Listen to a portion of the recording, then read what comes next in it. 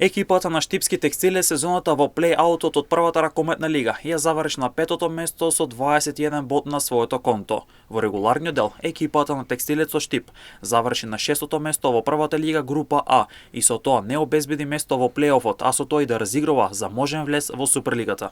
На 14 одигранот превер, текстилец забележа 5 победи 9 порази со постигнати 404 поголици и примени 416 поголици, доволно за Штипскиот ракометен клуб да игра во плей-аутот.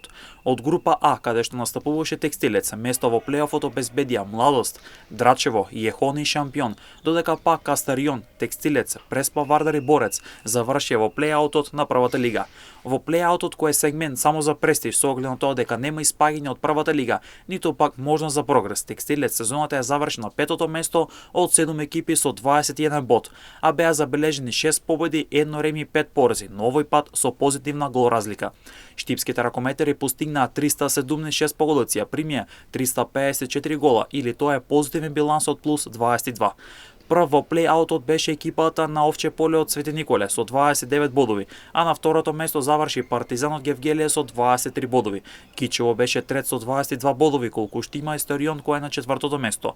Место подолу, односно на петата позиција, заврши Текстилец со 21 бод. Преспа Вардар заврши на шестото место со 17 бодови, а на нота е Борец од Веле со само 1 бод. Поради драстичното кратење на Суперлигата и испаѓањето на дури 5 екипи, доколку сите 15 прволигаши и следната сезона пријават учество, тоа значи дека следната сезона во првата лига ќе има 20 екипи плюс сите новопријавени екипи, што значи дека се уште е рано да се дефинира точниот број на екипи кои ќе настапат во првата лига следната сезона.